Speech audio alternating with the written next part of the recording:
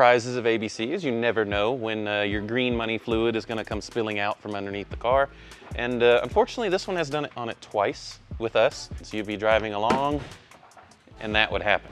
Ride height will fall and you can rub the inner fenders and it's just miserable to drive. But anyhow.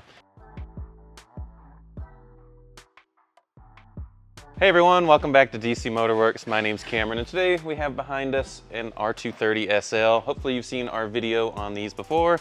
It'll be right up here. Hopefully camera guys stick it up there. But this one presented a perfect opportunity to talk about the ABC suspension.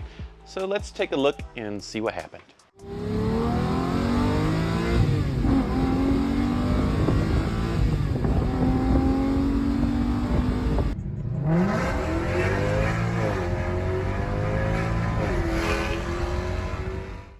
So this came in for two simple repairs today. Came in for a what's called a PSE or the pneumatic systems equipment pump, which controls all the vacuum door locks and so forth, because the trunk, while you're driving, would just magically pop open. So you'd be driving along and that would happen.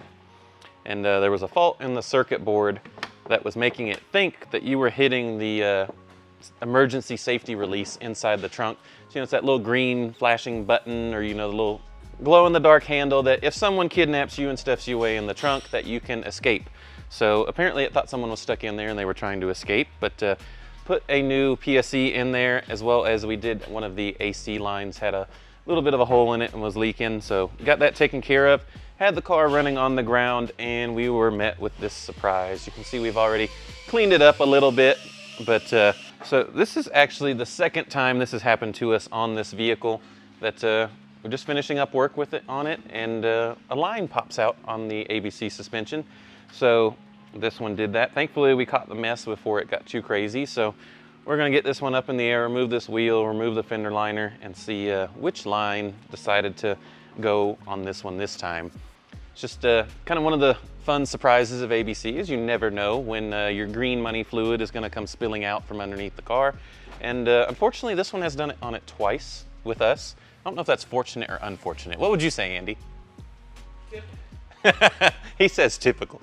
But fortunately, this didn't happen to the customer, that they would have had to had a tow truck and everything bring the car back, because when all the fluid comes spilling out of it, the ride height will fall and you can rub the inner fenders and it's just miserable to drive. But anyhow, let's go ahead and get this wheel removed and we'll see what line we need to replace this time.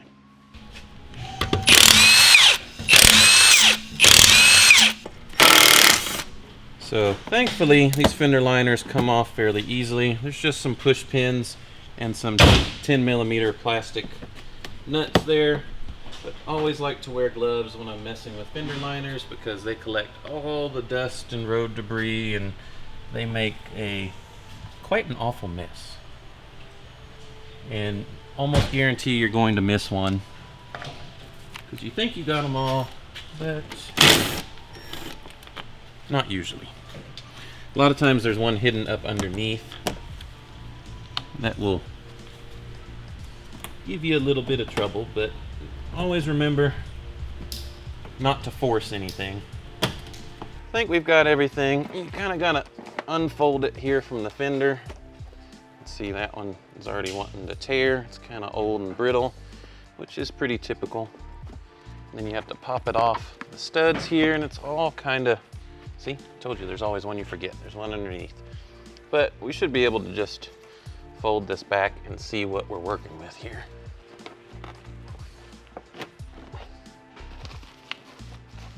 But like I said, wear gloves when doing this, because you can see all of the road grime. See, and all the dust and dirt is falling out into my face. Not a good time. Maybe I'll stick a cameraman Tony in there to get a feel for it. And you can also see down here where all the fluid has collected.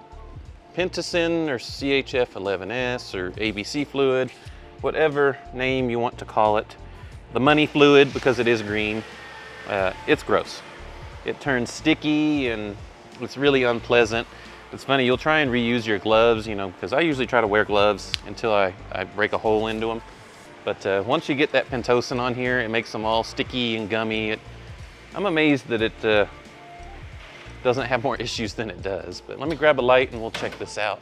So here we have access to this is the rear valve block, and you can see a couple different lines here. And kind of the extra fun thing is, as we've talked about with ABC, it runs at 190 bar of pressure, which is a little over right around 3,000 PSI. So when a leak occurs like this, fluid goes everywhere. So when you're trying to diagnose a leak, you kind of struggle with that because you can see this whole area is just soaked in fluid. So a lot of times what you'll have to do is put a little more fluid in and pressurize the system to see where your leak is coming from. But it looks like we're actively leaking from this rear one. That's what it looks like.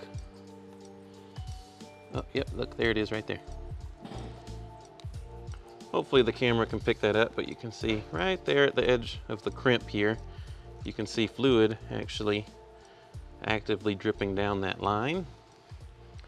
But one neat little thing that Mercedes gives you is the part number is right there on the line. You can also see a couple of your accumulators back here, which we will probably recommend to replace, as when these go bad, it can cause excess stress on the hoses and so forth, which will cause this issue. But let's try and get a part number, and then we'll start the next fun thing, which is seeing if this line is available, and then second, if it is available locally.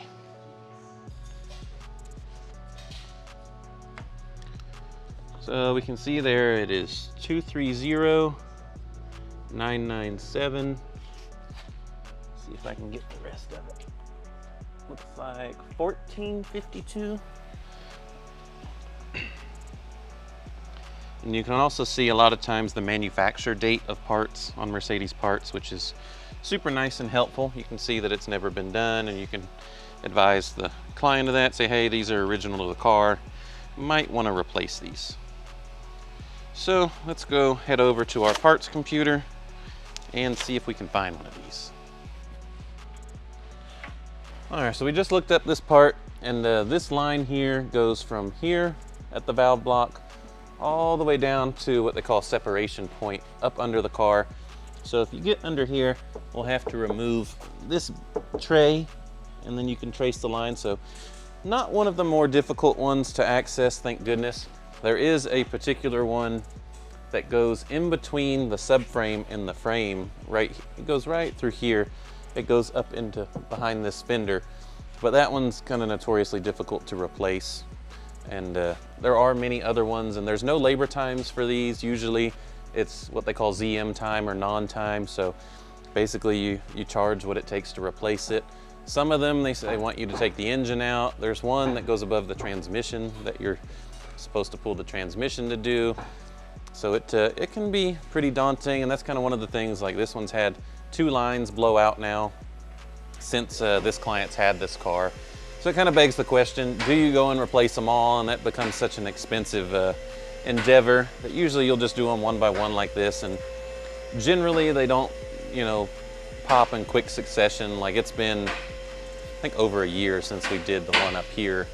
But so that's kind of the argument with these that we have with a lot of clients. Not really even an argument, it's more of a discussion. But do they rip out the ABC and put a set of coilovers in it? Personally, I prefer not to do that. I mean, the line is, you know, a couple $100 and maybe a couple hours of labor between putting it on, refilling the system, bleeding everything. So you can fix the system multiple times before we just actually did a coilover conversion for a customer. He was dead set that he wanted to remove it. So we did, but they just never ride the same. And if you know about ABC, they are not equipped with sway bars. So a lot of these coilover kits do not include sway bars. And on the SL specifically, none of them here in the United States were equipped with sway bars. So it makes it extra difficult. We did them on that one we just did a few months ago, and they don't fit right. It's generally pretty difficult. And he bought the most expensive thing of everything he could, and it still just doesn't quite have the ride quality. And I prefer to keep them the same way, because when the system's working and you keep up with it, you know, that's kind of the thing, is if you let it go downhill, it goes downhill fast.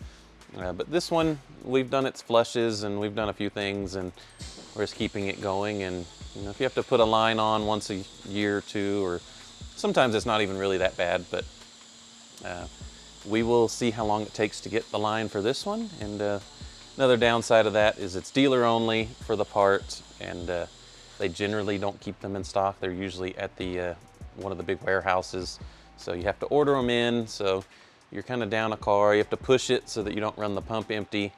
So there's a lot of decisions to be made with ABC. It is a love-hate relationship, but personally I love it. I've got a car with it. I've got an S-Class that I've had for almost 9 years now, and it's been pretty good to me. But you just kind of got to be prepared. Flush the fluid every 2 years. We've talked about that a bunch in other videos, but just want to show you all that today, and we'll get this one fixed, and we'll see how long it is until the next time it goes down. So through the magic of editing, just kidding, we actually got very lucky, and they had this in stock, which I was very shocked. I think all of us are, because they usually don't have anything for cars older than, I don't know, about 5 to 8 years old. And this being a 2005, usually they don't have any parts for them, but we got lucky. So you can also see what's kind of the fun, exciting part of these is that you get this whole line for this one little piece of rubber right here. And what's leaking on this one, if we couldn't get a good view earlier, is right up against the crimp right here. The hose split and is puking all its fluid. I'm going to start pulling that panel I told you about, and we're going to replace this line. Let's get started.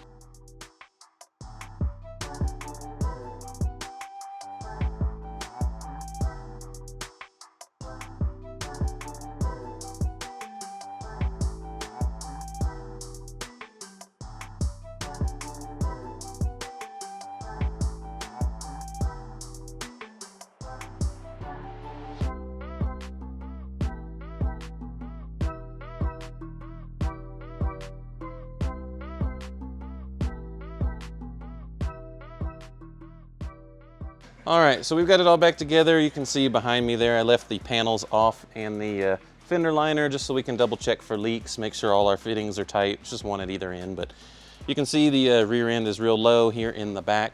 I don't have the lift quite all the way down because I don't want it to slam all the way to the ground, but got some fluid put in it, and we're going to start it up here and watch it hopefully come back to life. So what I'm going to do is let it pump up, and then I'll shut it off and recheck my fluid level.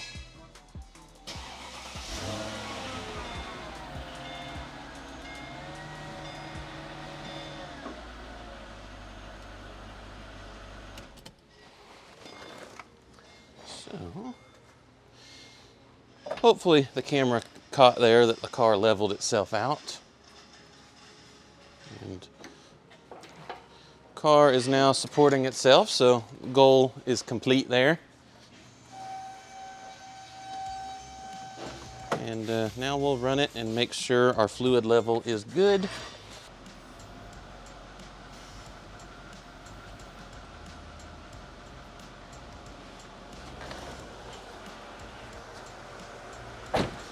All right, so that's happy there. It's at its normal ride height. So with the engine running, come over here and check our oil. Let's get a fresh reading there, and you can see we've got house and on, running and not running. So this is not running and this is running. So we're going to check that we're at the lower level, and we've got plenty. Might actually have to pull a little out, but rather have a little too much than to starve the pump. But before we correct that, we're going to bleed the system with what's called a rodeo. We'll see if cameraman can play some nice music while the car dances for us. So here you can see we're running about 185 bar of pressure, which is great. It runs about 190 at max, so this level is good. We're gonna hit start, and then we do the Mercedes rodeo.